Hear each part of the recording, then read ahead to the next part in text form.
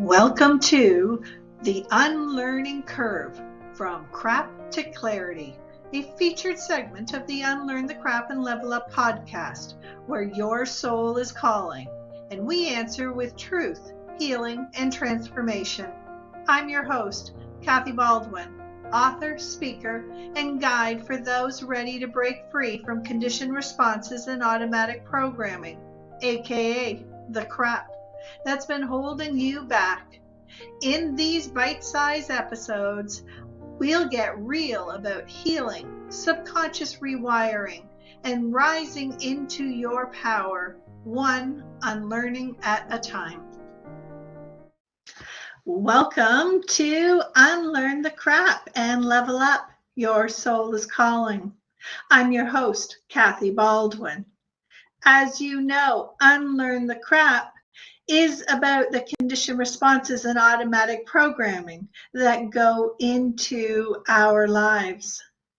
On Mondays, we have a special segment called the Unlearning Curve, where I'm going to be addressing all of the tools, tricks, and tips that will help speed up your own unlearning. But before we can unlearn the crap that we've been taught, we have to know what is silently running in the background of our lives. You see, I believe that we are empowered through our self-learning, our self-guidance, our self-directed healing, to self-acceptance, which leads to self-empowerment. Knowledge is power. And the archetypes are the survival masks that we've been wearing. They are directly connected to our emotional responses of our central nervous system and directly connected to our soul. These next 10 Mondays, we're going to be uncovering each of the archetypes so that you cannot meet yourself with blame and shame, but meet yourself with a mirror to see who you are, what is running in the background, so you can make conscious choices as to whether this is empowering or disempowering for you. Before I go too much deeper into the archetypes, I want you to first know and accept that archetypes are a part of the human experience, and we all have all of them.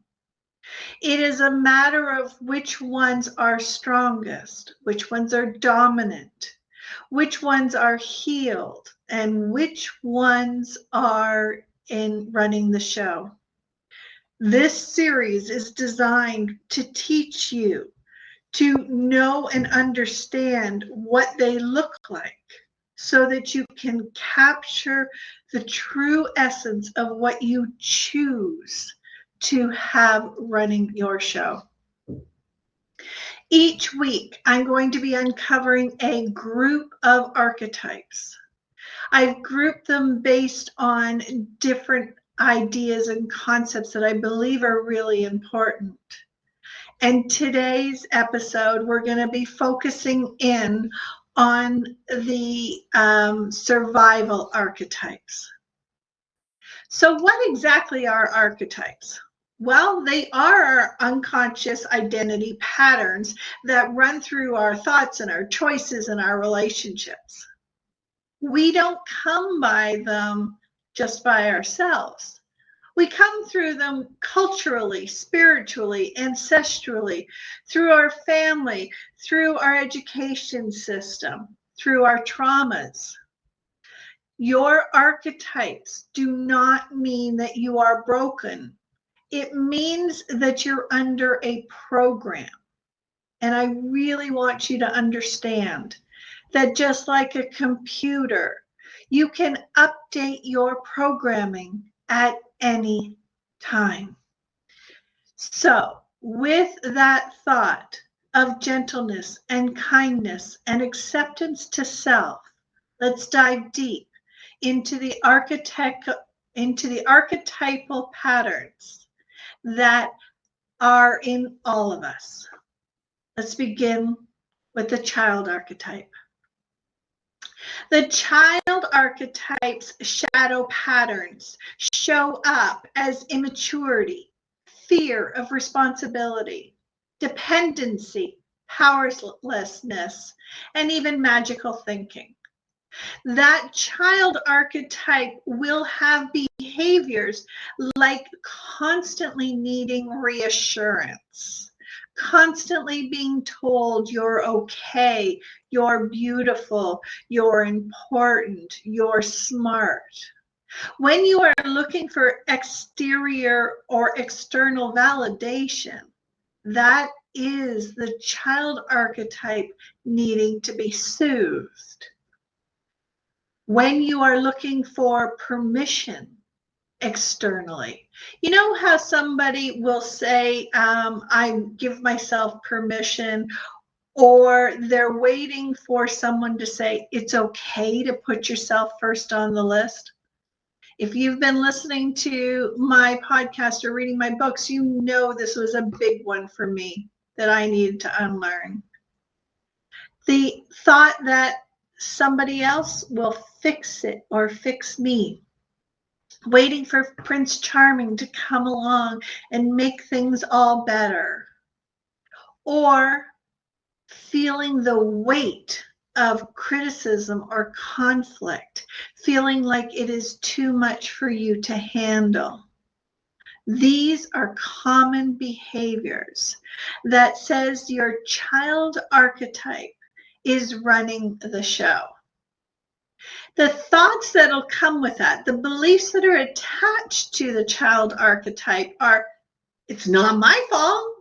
You know that little cartoon that used to happen, I think it was called Family Circle, and they would be pointing blame about even the dog under the couch? That is your cue that your child archetype, not your grown-ass adult who is empowered, is running the show. Watch for this one. Also watch for the thought of, I can't do this alone. I need somebody. These are other thoughts that are going to give you clues. Uh-oh, my child, my inner child is running the show. And my inner child needs the adult that I am, the strong, capable, empowered adult, to say, I got this. Because just like a child, we would not berate the child for feeling or experiencing things the way they do. And so when we can come along and nurture that child archetype within us and say, it's okay. I know you're feeling scared. I know you're feeling overwhelmed. It's okay. I got you. I got this. I have a plan. I have resources. It's okay to be scared. Just like we would comfort another child, we can do that for our child archetype as well. A question I'd like you to consider: if you're not feeling triggered by the child archetype, ask yourself, where do I give away my power, or where do I pretend that I don't have any? Where do I feel powerless? This can help be proactive in your ability to identify your own archetype and heal it proactively rather than reactively. Either way that you get to your child, please know that at any time you can come back and revisit when the child had come up and ran the show. It is something that you can go back and heal.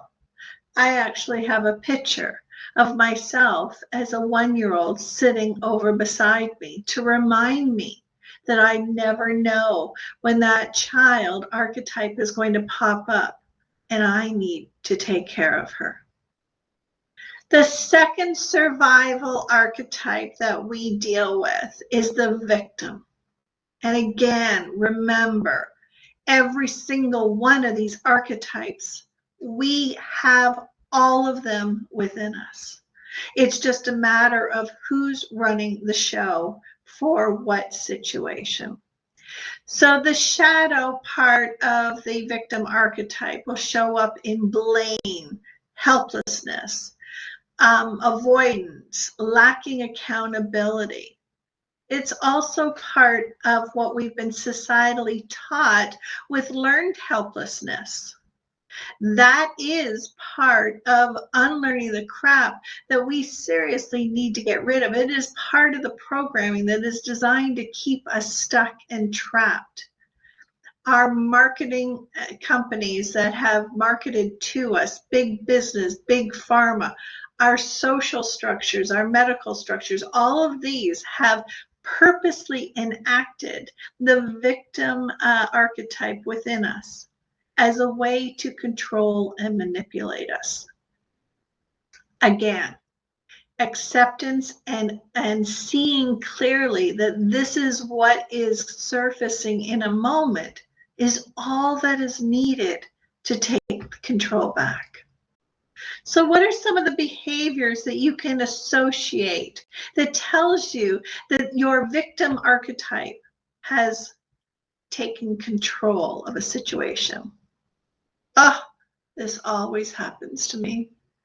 Why does this always happen to me? Or when someone gives you feedback and you feel attacked, or feeling that you're trapped in a toxic relationship, that you have no choice, that you're stuck, or feeling overlooked and underappreciated and never asking for what you need. For me, this showed up as my self-sabotage because I used to say all the time, when do I get on the list? And I realized nobody was ever going to put me on the list if I didn't put myself on the list first. So what are some common thoughts that'll happen that tells you that your victim archetype is running the current show? People don't see how much I do. They don't value what I give. Why does this always happen to me? These are clues.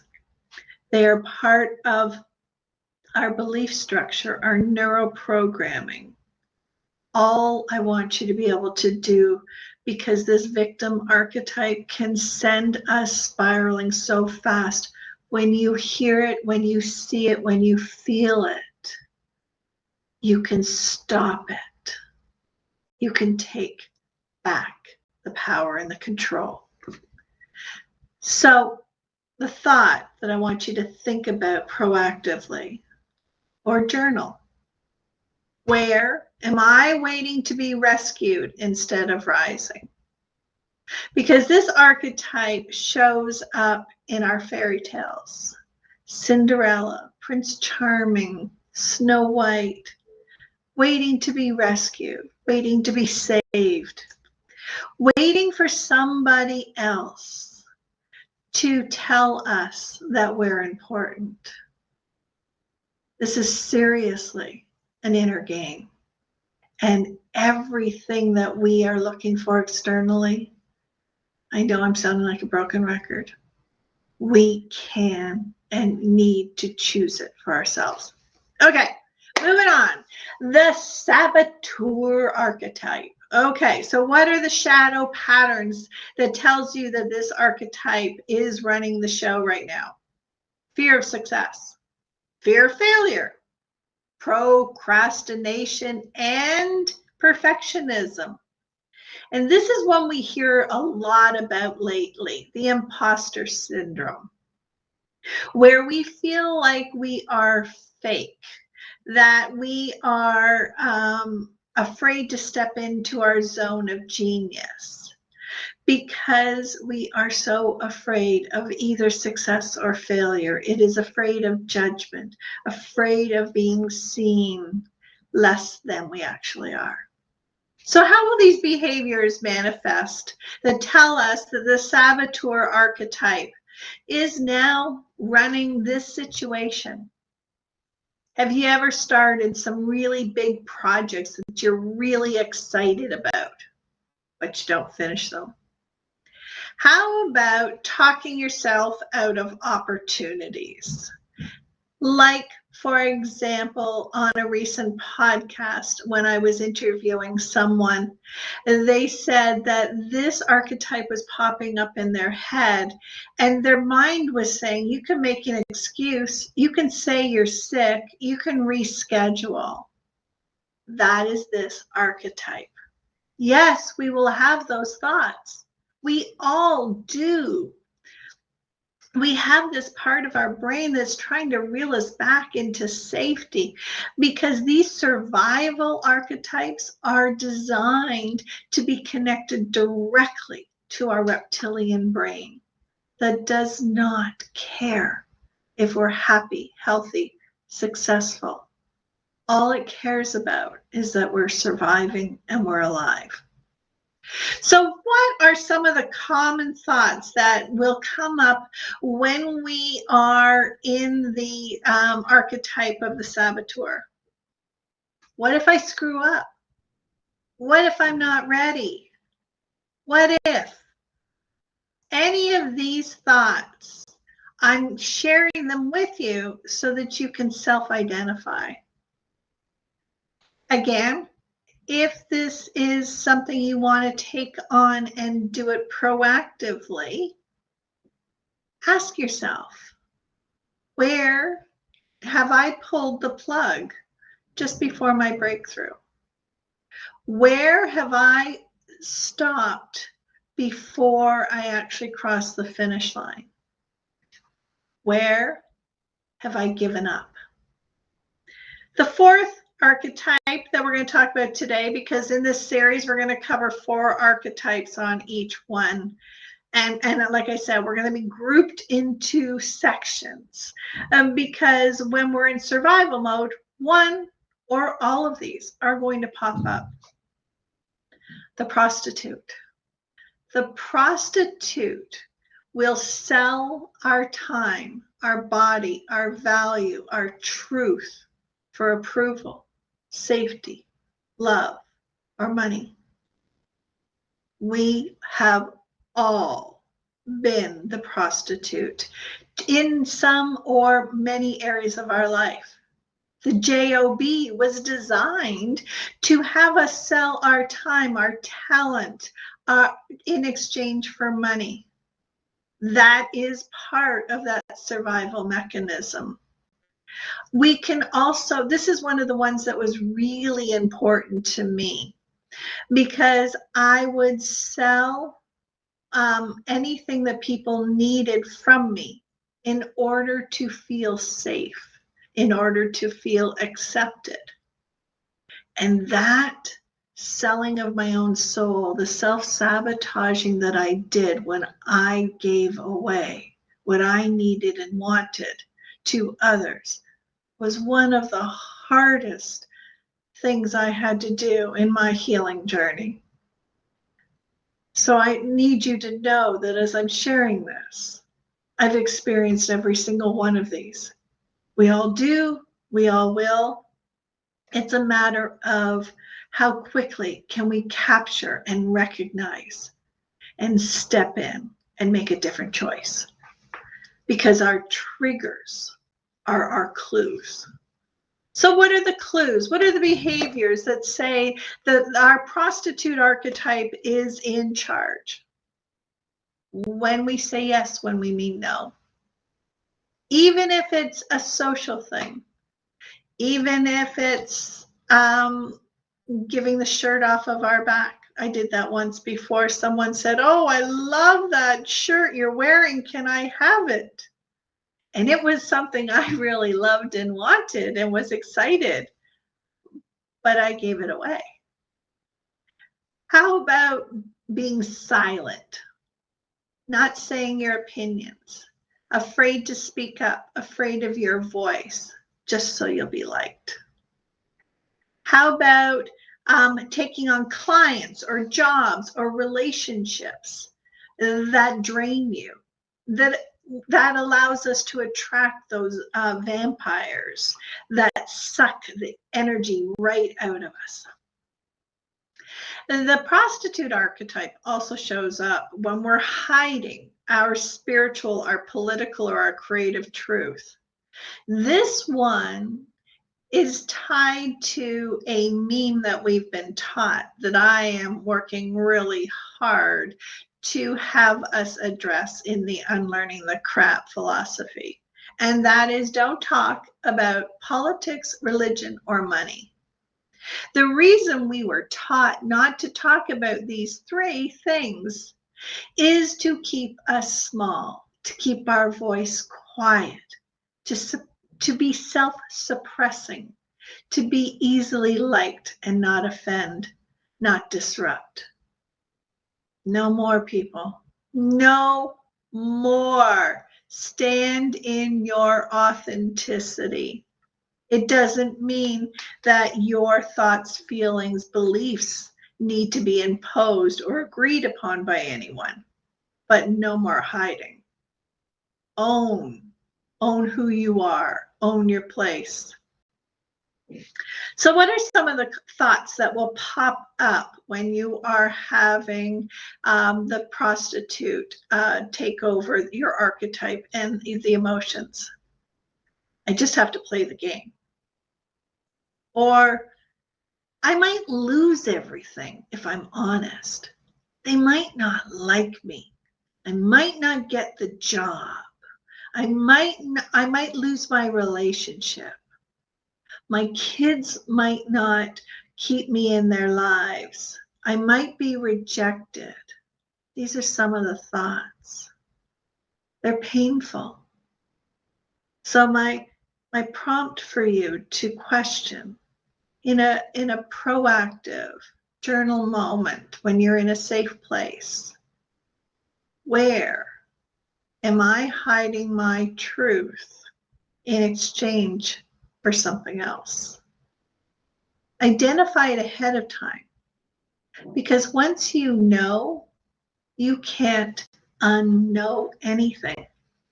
And that is the whole purpose of the unlearning curve, is as you learn, as you unlearn, as you become aware and self-aware, you become self-empowered. I want you to think about what has triggered in you as we've been talking today. Have you had any moments of anger, sadness, memories? Has anything popped up? The stronger the reaction, the stronger the emotion, the more it's ready to be released. When we have no reaction to something, it's no longer ruling us. And that is the exact purpose of why we are studying the archetypes in the unlearning curve. If you want a cheat sheet to help you remember these 4 archetypes, go to kathybaldwin.me and click the link in the show notes. You will find a cheat sheet that I've created that will help you remember these 4 archetypes. Remember, your power resides in your conscious awareness. Become conscious, not judgmental. Be kind and gentle as you are on your unlearning curve. Everything you say and do matters, and you matter. I can't wait to see you next Monday when we go into another group of the archetypes to help you in your unlearning curve. Take care.